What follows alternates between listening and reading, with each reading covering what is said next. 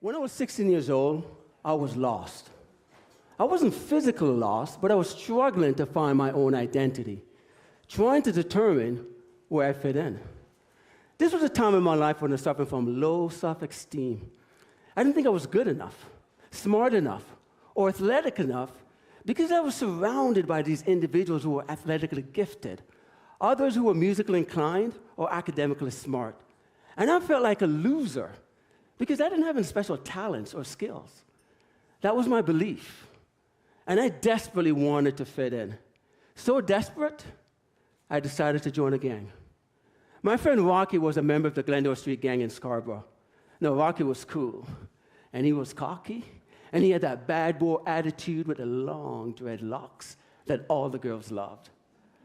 I wanted to be like Rocky. So I got myself a switchblade, and I started hanging with Rocky.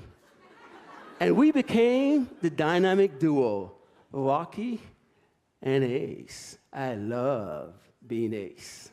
Finally, I had an identity, and I was fitting in, and it felt good for a while. It didn't take long before Rocky's influence started having a negative impact on my life.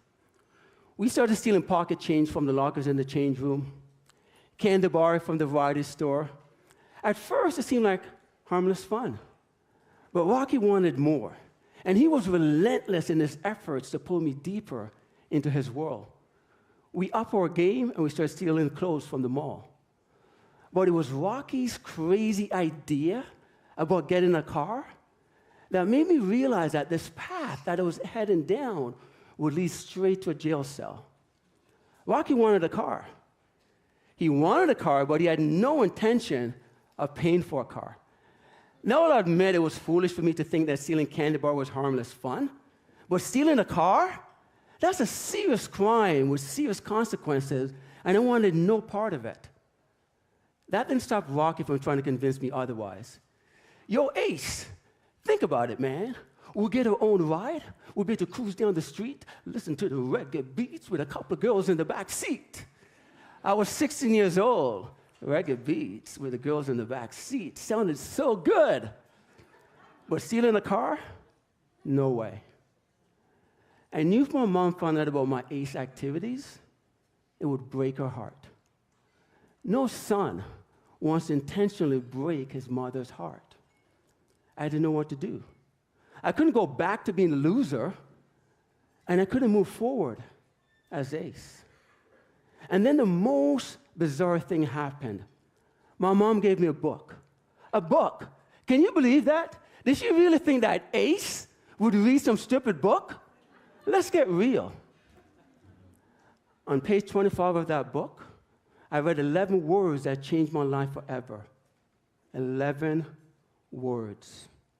What the mind can conceive and believe, the mind can achieve.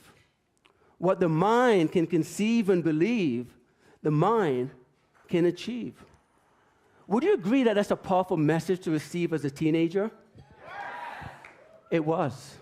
The book, Successful Positive Mental Attitude by Napoleon Hill and W. Clement Stone, had amazing stories.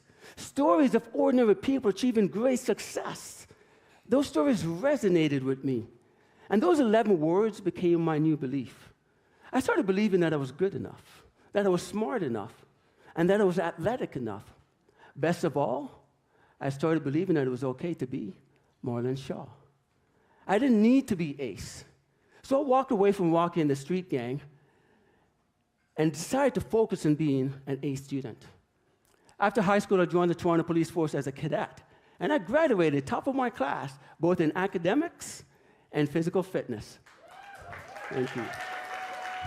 And while I was cruising the streets of Toronto riding the big police Harley Davidson, Rocky was a regular passenger in the back seat of a police cruiser.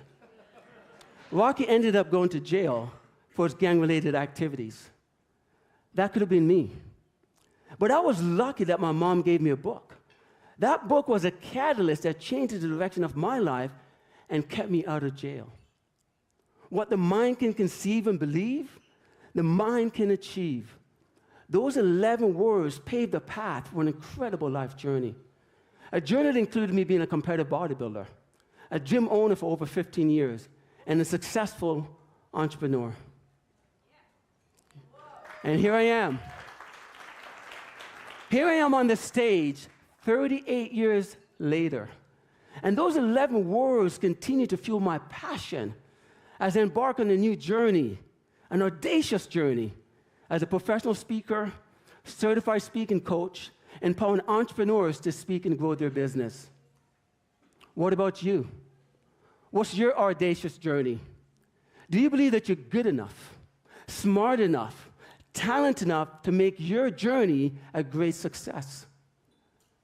I believe you are. And this could be your defining moment.